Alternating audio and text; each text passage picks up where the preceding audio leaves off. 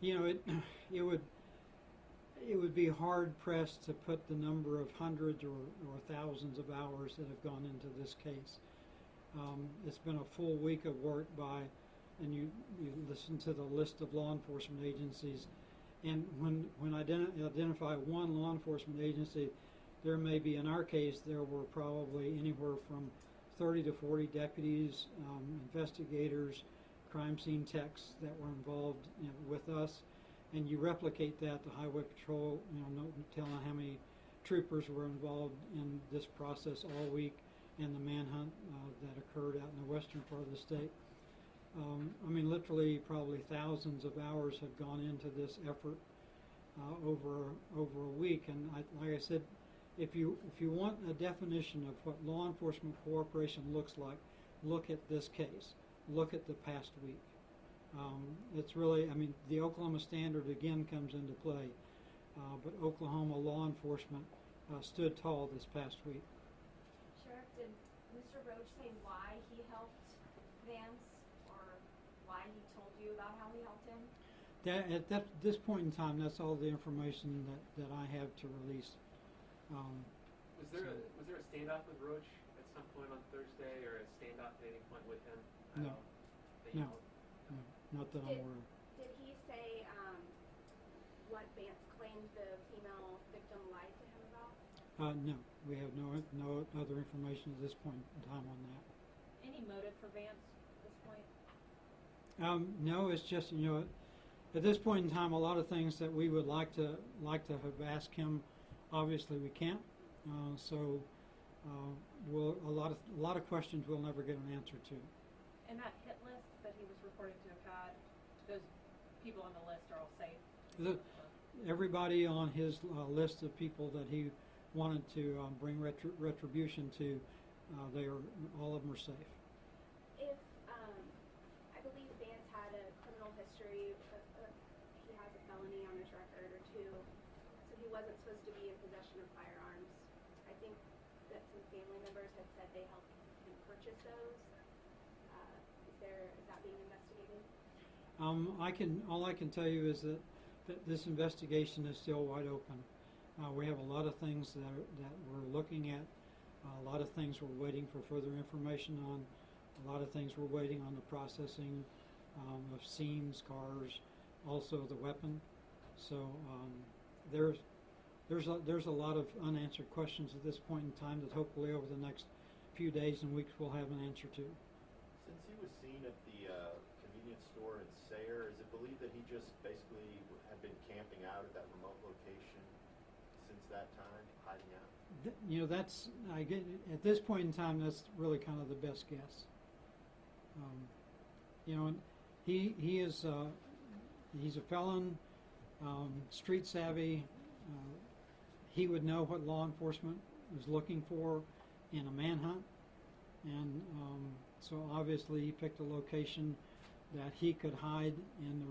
And I talked this morning to a couple of people who were actually on the scene out there and looked at the campsite and the location. Said it would have been impossible for law enforcement to have seen it from the road, even from the air. You just have to walk right up on it to discover it. So he was well hidden, and if that was his location for the past week, obviously that's what would lead him to be really out of contact with anybody. Is it a wooded area, I guess? That's the way it was described to me. Yes. Can you speak to what was found inside an apartment that he had been staying at prior to the manhunt beginning during a search warrant? Yeah, this time I can't. No. We don't have any idea for the motive for killing the Wilsons. No, the only conjecture was that it had something to do, whether they were on a witness list or not. We understand they were not on the witness list, but had something to do with the case that he was involved with in Lincoln County on the child molestation, and that just came from some family members. So we have no idea if that's true or not. I guess we never will know. So you may never know what the motive was. That's true.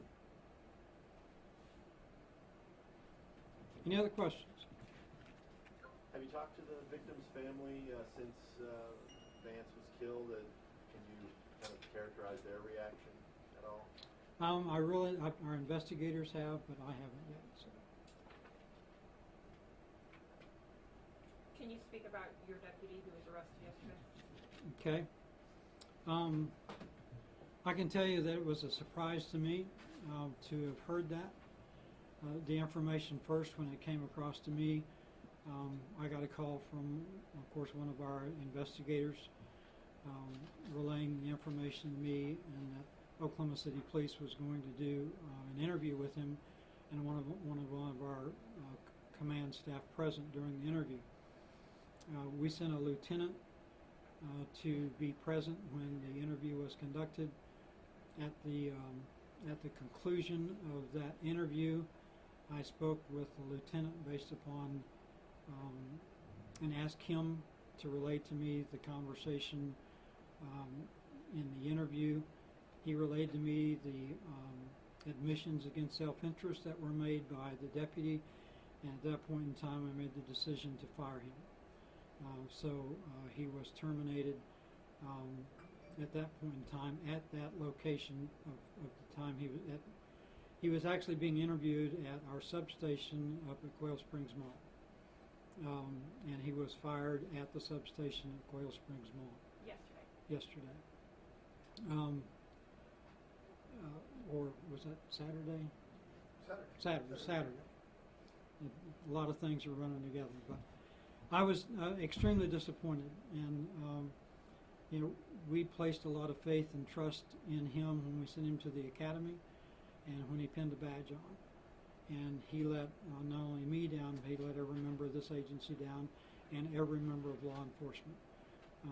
Will not tolerate that violation of trust. That was an act of violence against a woman.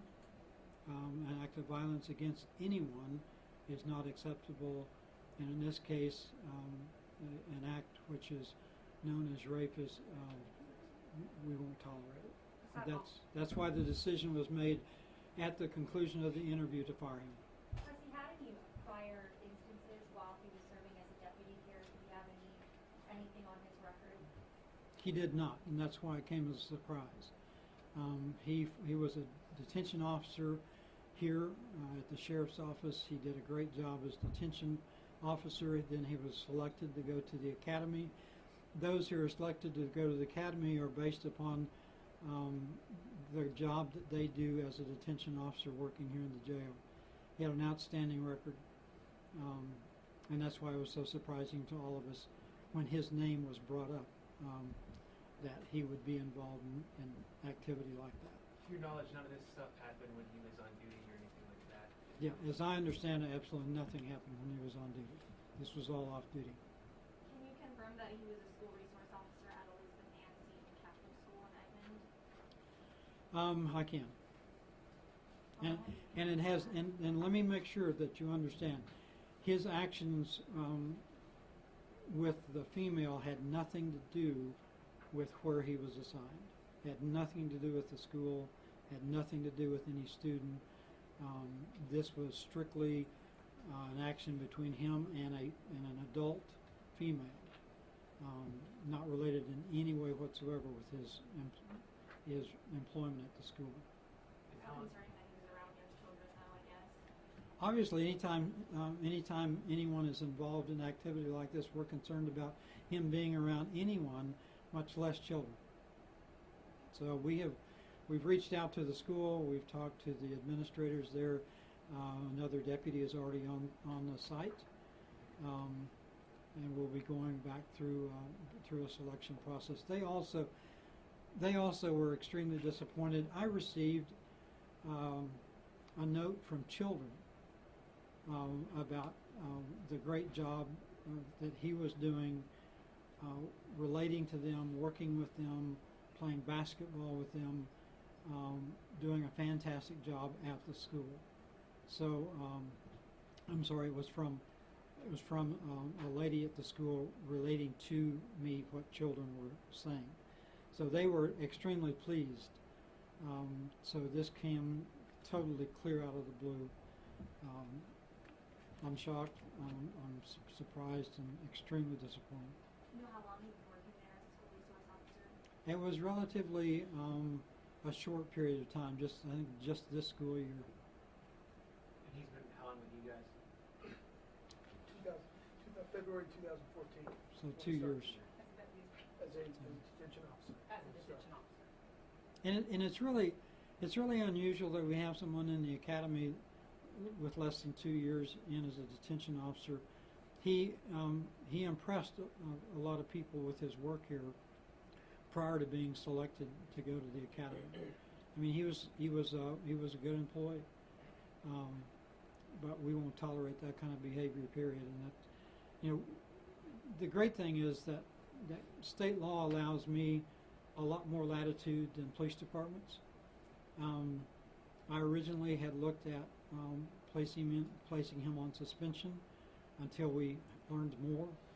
But at the end of the interview, and based upon what the lieutenant told me the admissions were, at that point in time he was fired.